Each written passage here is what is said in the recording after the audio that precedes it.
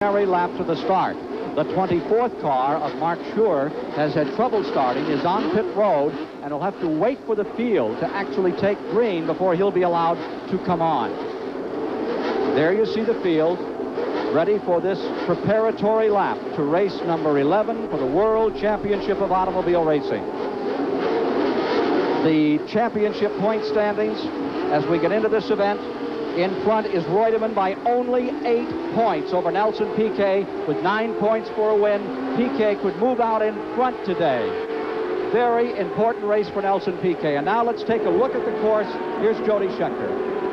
The biggest difference with this circuit is it's very fast. 3.4 miles, and that's a chicane. You'll see a lot of overtaking, especially at the start into that chicane. The fastest part of the circuit, 195 miles an hour down there, the turbos were going. Very fast, and you can see that all the corners double back and are very, very, very fast. Let's take a look at the lane assignments for today's Austrian Grand Prix. As the field meanders around the course to come back for that short time, about 10 seconds before they'll get the green. Up front are the Renault automobiles. 4th time in a row they've been on the front. In row 2 will be Villeneuve of Canada and Jacques Lafitte. In row 3 is Carlos Reutemann and the world champion Alan Jones. Then coming to row 4 is Nelson Piquet, currently number 2, and the Ferrari driver Didier Pironi.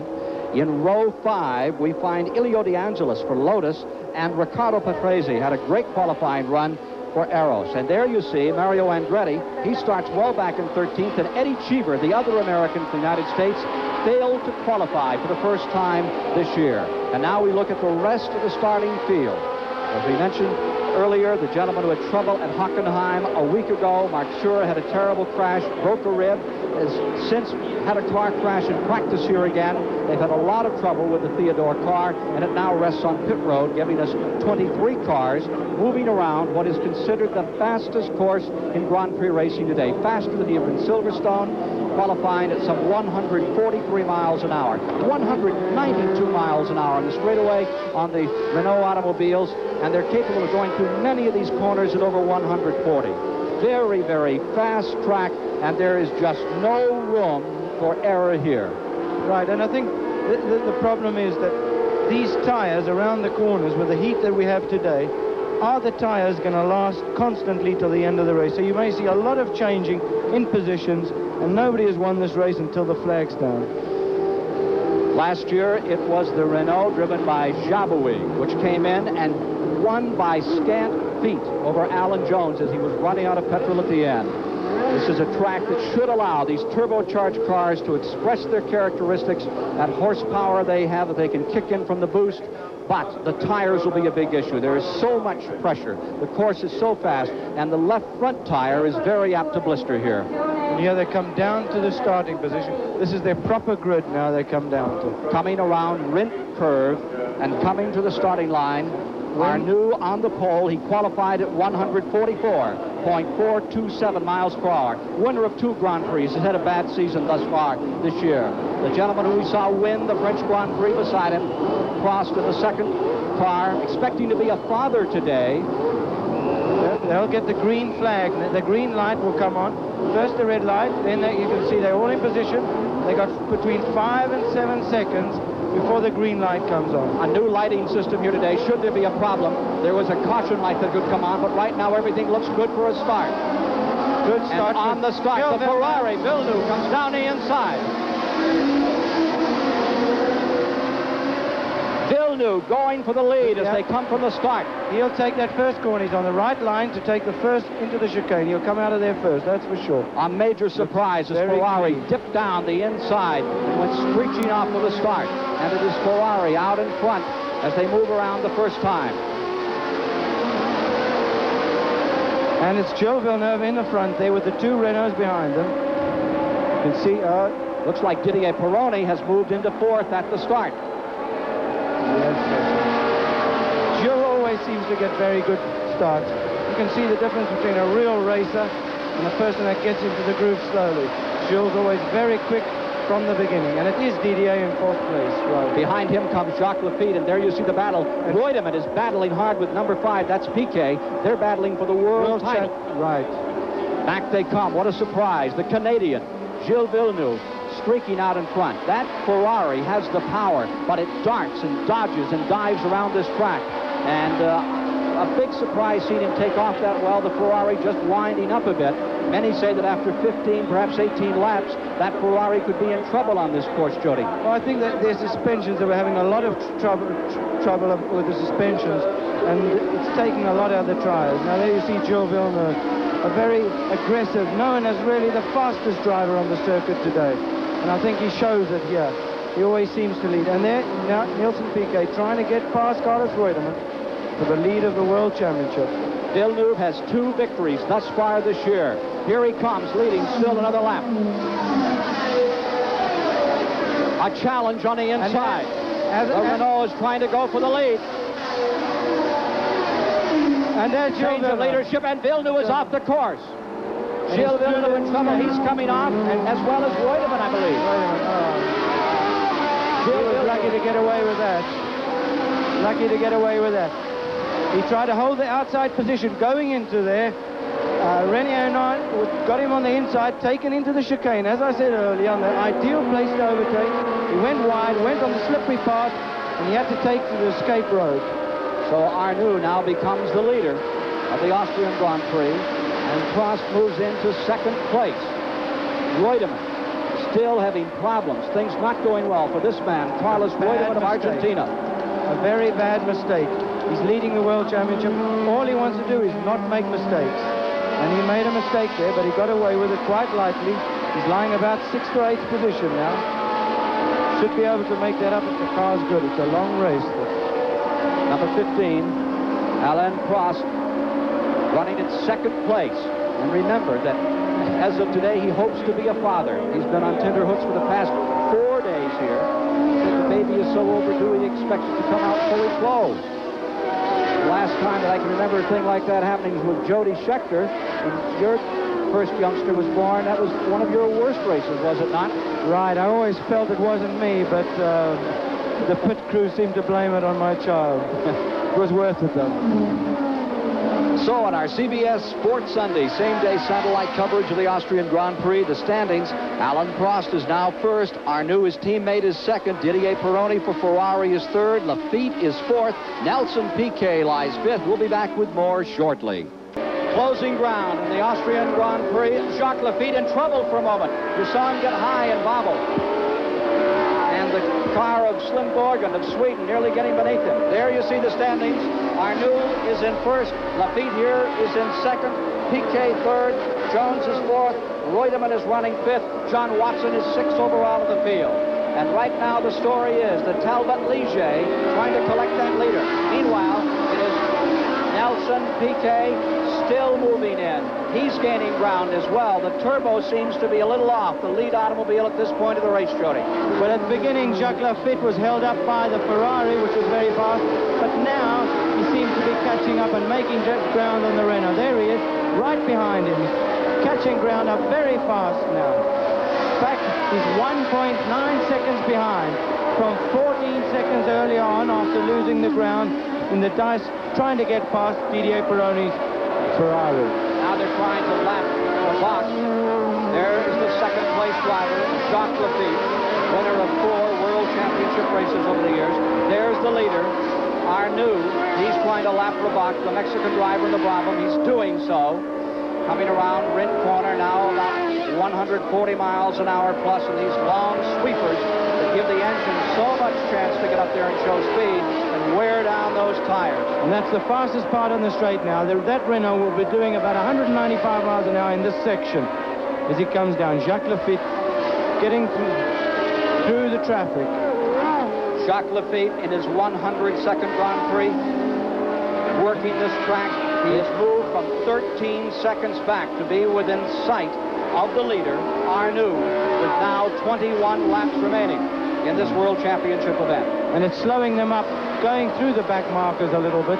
They seem to be, he's got through Hector Roback in the second Brabham, and there he's going to catch him. I mean, the problem for me is when he gets him, is he going to get past? Because the Turbo Renault is much faster down the straight, and he'll be much faster in the corner. You can see the cars at speed shake and stutter on this track. So fast. These cars weigh under 1,400 pounds, traveling many times on this course at over 150, and on that long, fast straightaway at over 190. And there you are, see, 0.7 of a second behind him. Now, they're both on the same type of tires, so if the tires are going to go, they're going to go together.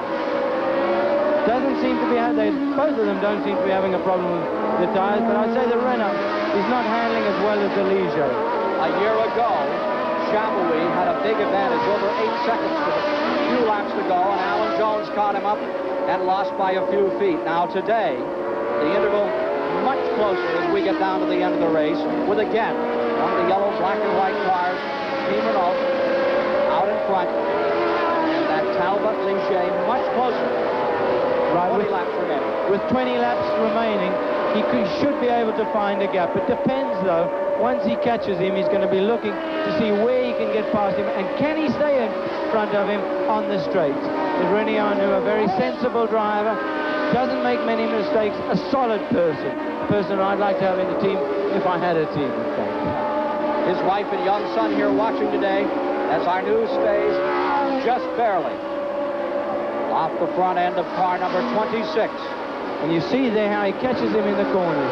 He's much faster than him in the corners, but he'll be a lot slower on the straights, because those turbos at this altitude seem to have a big advantage. In fact, about 10% advantage in power. That's the closest Lafitte has been. Elevation here, 1,700 feet. Gives about a 6% advantage to the turbos, but no advantage right now as Lafitte moves in, trying to make a pass.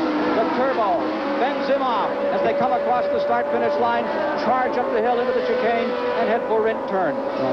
I would say that the Renault's going to be battling to keep ahead of the Ligier at this time, because he's just too much slower on lap times. Although he's got the legs down the straight, I'm sure Lafitte will find a hole before these 20 or 19 laps now are finished. They have a lap car in front of them that could prove to be a problem. Coming around, Arnoux has to sort it out, spot where he wants to move. Well, that's leading on to the fastest part on the straight again, so the Renault will have no problem there keeping ahead. De Cesaris, letting him through, that's right. He's called the Treacherous these days. He's been off just about everywhere, including here, giving ground and letting through Arnoux and Lafitte, the two French drivers from those two great French teams, making a great show of it here in the Austrian Grand Prix on CBS Sports Sunday today.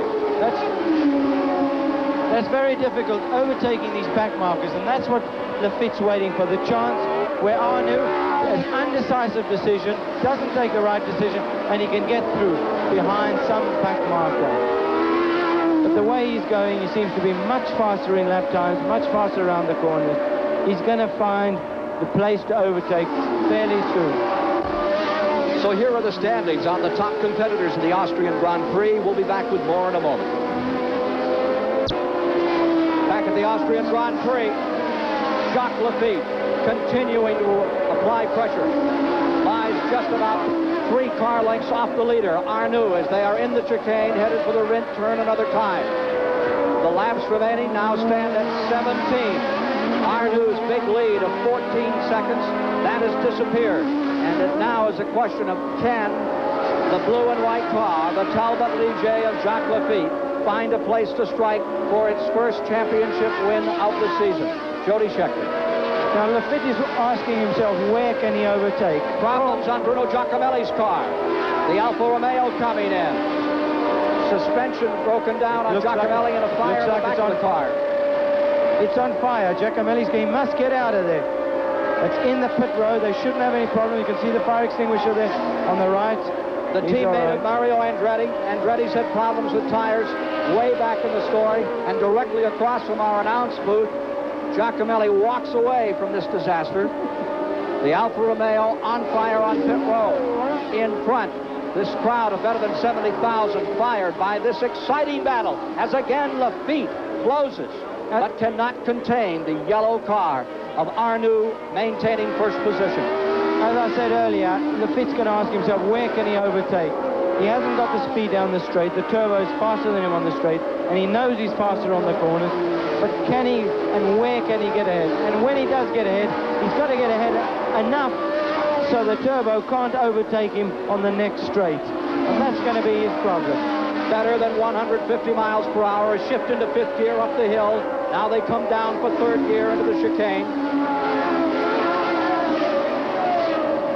He can't take him in the chicane at that point. 5 gearboxes being torn through there. You see some of the patches on this track which make it so rough and abuse the drivers. There is Bruno Giacomelli's Alfa Romeo, that 12-cylinder car erupting in flame as it came on pit road. And he will not finish this event. As you know, Villeneuve is already out of it after a bad wreck with his Ferrari, if you're just joining us. The attrition rate has been building here today, and many of those favored to do well. Patrick Tambay, he is out. Siegfried Storr is out. Derek Daly is retired from the event. All eyes galvanized on the battle for the lead. Again, the turbocharged leader-and-a-half car stays in front. Arnoux, the 3-liter car. The Talbot Ligier still in second. Lafitte closing up another time. Marvelous shot showing the power, these two cars being so brilliantly driven over this fast giant slalom course. There, he had a little bite at him on this left-hand corner, and I would think that would most probably be one of the places he'll try and overtake. You think Arnoux is looking in the mirrors a lot here, Jody? Arnoux knows wherever Lafitte's... Well, I think he knows where he's thinking of going. He's got to watch that all the time because he's really playing a bit of a blocking game around the corners and then accelerating down the straights. But that is motor racing. He's got the advantage on the straights and hasn't got it on the corner.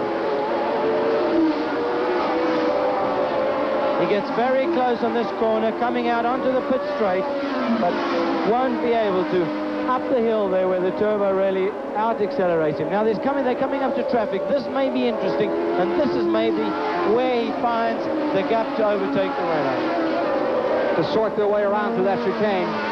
Back out of third gear into fourth. Around this corner, they'll stay in fourth, then pop into fifth with lap traffic in front of them. You have to make the right decisions with the major players as you come up on the ponds here in this now 160-mile-an-hour game of chess. Right, and they're coming up to traffic, so we could see something interesting. And here are the leaders behind this heavy group of cars. Daly is back on the track, right in front of him, Salazar car. Barry Gill is standing by in the pits with Bruno Giacomelli. What happened? Well, I had some problem at the ignition, and I come into the pit line, and certainly on the back of the car start to burn, and then I stopped just there. Arnoux at about 100 miles per hour here on the course, and here comes Jacques Lafitte applying the pressure. Lafitte is taking the lead. Jacques Lafitte putting the Talbot Ligier car into first place. Arnoux dropping to second. A major change here, the V12 power plant working beautifully. That's what he'd been planning for several laps, and he found the gap. The thing is now, can he stay in the lead? Because the Renault has the legs down the straight, and he's got to maintain his lead. In this start-finish line area and up the hill, there is Lafitte trying to lap the 10th place car and doing so, getting a lap on Salazar in the inside, number 14. And here they go into the second fastest part of the circuit, where the Renault, if it's going to have a shot at Lafitte, this is where it's going to happen. Now he's passing that other car. Can he get him before the next corner? No. Runs out of room. So Lafitte stays in front. And the turbo-powered Renault runs in second place here as Jacques Lafitte has command. Let's look at that pass once again. This is the left-hand corner. And Lafitte goes on the inside of him, just gets his wheel on the inside of him. Now, Arnoux tries to come in, but can't come in. He's been planning that. You can see a very nice and clean maneuver, the right way an experienced man should do it. Jacques Lafitte, who last won in Germany, 1980, then powered by the Ford Cosworth, has taken a French V12 into the lead here in the Austrian Grand Prix. More shortly. At the Austrian Grand Prix, Arnoux is beginning to catch Lafitte up once again as we look at the standings behind the front pair. 8 seconds back. In third is Nelson Piquet. Alan Jones fourth, Reutemann fifth, Watson sixth, DeAngelis currently seventh. Jody? Early on, when Jacques Lafitte overtook Arnoux, he must have had a problem, maybe a gear problem or something like that, and he's obviously learned to live with it because he's going fast now and he's catching him. And when he catches him, he's going to get past him fairly easily because this Renault Turbo is faster down the straight, and we saw that earlier on. This track is rough as a pirate's beard out here. They bounce and vibrate these cars. There's Nelson Piquet, lying second in the world standings. He is third overall in this race with the Bernie Ecclestone Brabham car. And if there's any problems, he's just close enough to move in. Taking a look at the attrition, the big story was Villeneuve earlier, who had a bad shunt, tore up the front of his car. He is all right. Slim Borgett is among the recent retirees, and the Ensign finally went to bed. The car driven by Salazar of Chile. As well, you see Patrick Tambay is out store. Giacomelli had the fire. So that 23 starting grid with Mark Schurer not making it, engine problems on the Theodore, is rapidly being reduced as we get down to the last 6 laps of racing. And Prost, we saw Prost have a suspension failure, and that looks like quite an obvious thing to happen with the track very, very hard. You can see the tire marks actually digging into the circuit, and with the suspensions on these cars at the moment, which are very hard, you can see it as that car bounces around there. Arnoux still in second place, hoping to get one more shot if the tires should go sour on the Lafitte car in first place. There he is.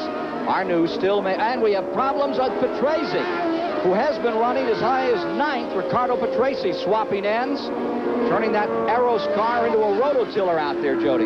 It looks like it's got a blown motor there. I can't understand it. Maybe it blew the motor and the oil went onto the back tires, and that's what caused him to spin.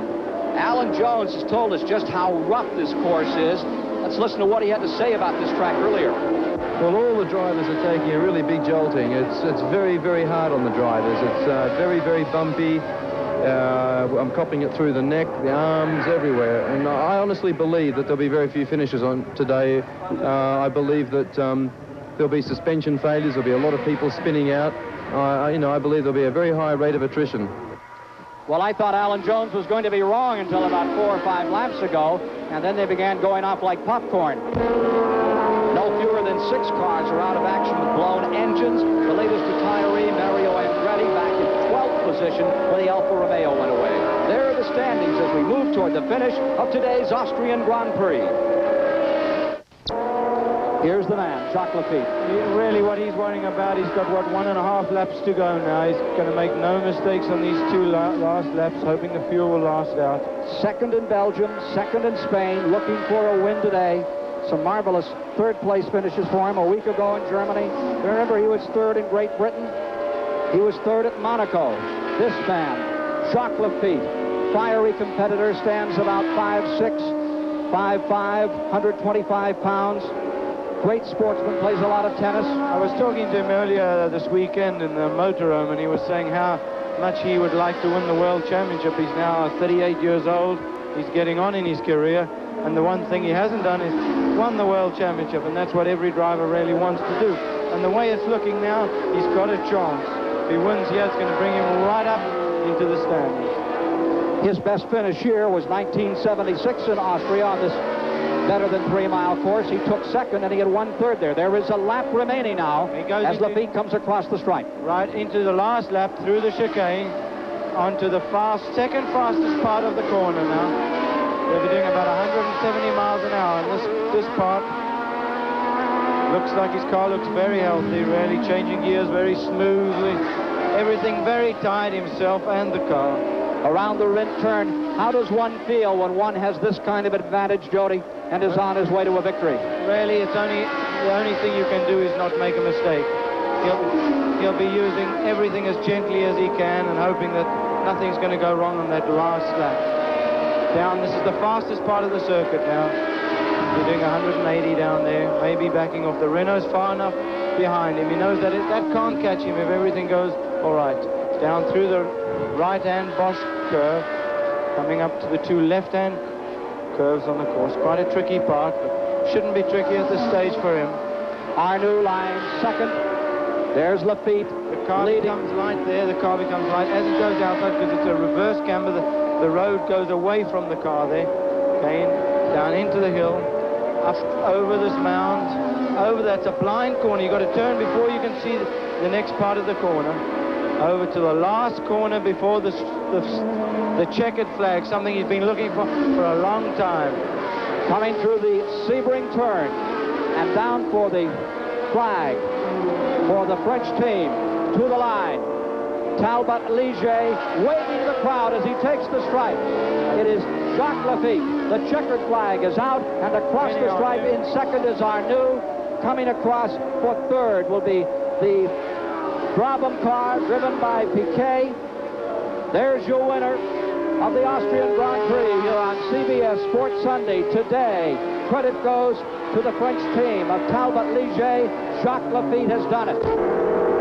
Throughout this week in Austria, following training each day, Lafitte would go with his good friend Arnoux trout fishing, something they both enjoy. When the time was apropos today, Lafitte simply reeled in his old friend and then wouldn't let him off the hook. He must feel very happy. A very good race, a mature race, after being held up 20 seconds by Peroni and the Ferrari. He reeled them in, as you said, and came in to win a good race. The world standings become even tighter. Lafitte still third, but closing on Reutemann and Piquet. John Watson moves into a tie with Villeneuve for 5th place. The Austrian Grand Prix is won by Jacques Lafitte. For Barry Gill and the former world champion Jody Scheckter, I'm Ken Squire. Stand by for after these messages. Brent Musburger will update you with more late sports on CBS Sports Sunday.